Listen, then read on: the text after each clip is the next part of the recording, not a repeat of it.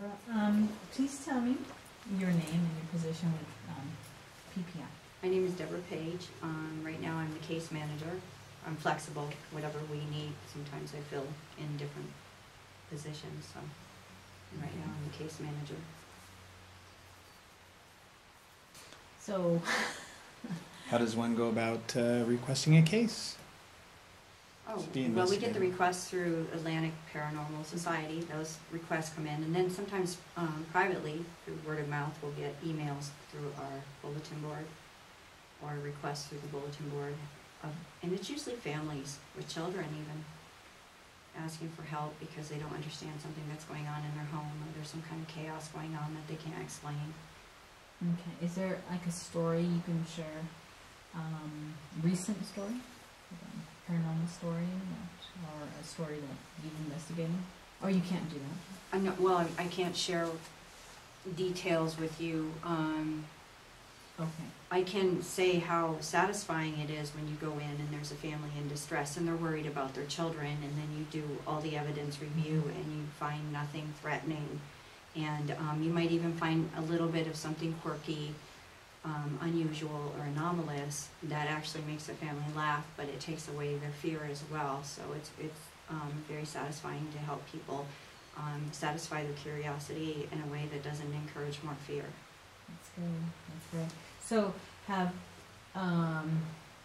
people mistakenly, when you investigated, said it was a paranormal, but then it turned out to be something different? Well, that's more often than not. The anomalous portion is only about 12 to 16% of all our data.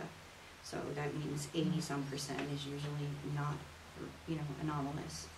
So. Okay. So how many members do you have right now? We have, let's see, we have approximately 8 members. There are 4 of them that are sort of going in and out, sort of on reserve. So if somebody wanted to join your paranormal group, is it open to join, or is it closed?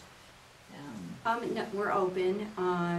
The first thing we ask people to do is sign up on the bulletin board and interact with our bulletin board information and see, have them ask questions, what they're interested in, what their focus is, have them respond to other posts that are up so we can see how they feel or what they think about different issues that are brought up. We have conversations from everything from how evil is a Ouija board to, what is a Yeti. The boards are pretty broad. Not that cryptozoology is paranormal, but we still, it does get brought up. So have you ever used a Ouija board in one of your investigations? Oh, no. No, you don't practice that, right? No, what we did do is we did as a group do an experiment regarding a Ouija board, and then Jason Sickman, one of our members, wrote a paper on his findings regarding the Ouija board, and just in a closed group with ourselves. It was interesting to discover that the 12-step program was actually created using a Ouija board. And you should look into that. That would be an interesting thing for you to write about. Is that 12-step with alcohol and drugs? Yes. Okay. Yes, Mr. Smith, was that his name, or Wilson? Was it Smith? Yeah, he was a spiritualist, and he used a Ouija board to get his ideas for this program. And that's one thing we discovered while doing the work we did regarding the Ouija board. So how long have you been interested in this particular subject? Was it paranormal? Like, just not since Childhood. Childhood. Before I could even read. Oh, really? I had to learn how to read. I had to, I wanted to solve the mysteries of the world. So, yeah, I was a child when it was sort of a passion, always. Okay. That's right. And so, this is being a child, and being interested, have you experienced your own paranormal as while you were growing up? Yes, I have. Can you give us a story? It's not relevant to the group, really. Oh, okay. I mean, this is about Pacific Paranormal Investigation. I will say, going into the field and being an investigator, I have had less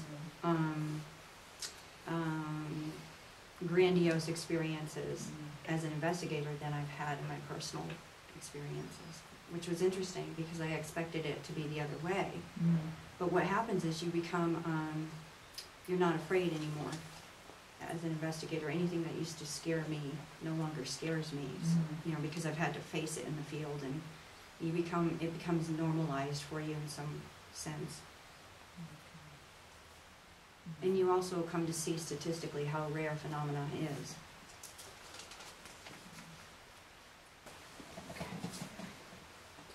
Now, the reason I ended up in PPI is because they did an investigation in my home.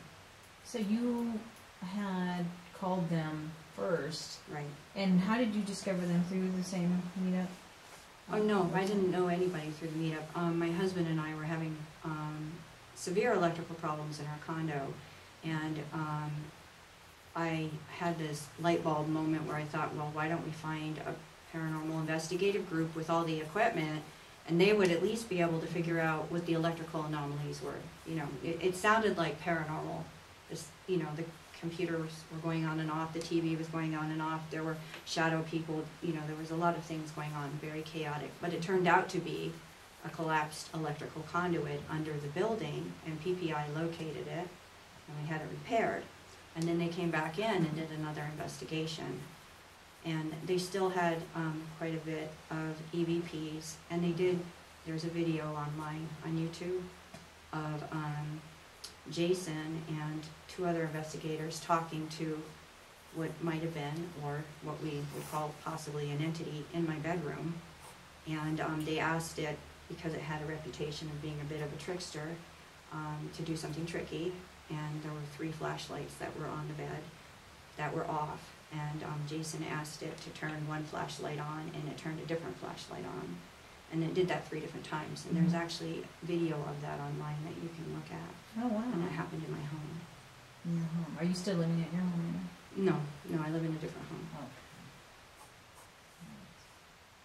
So, what's the name of the video? It's you look up Pacific Paranormal Investigations, YouTube. Okay. You have lots of videos on I there? think we have 5 or 6 of. There are 5 or 6 videos on there, yes.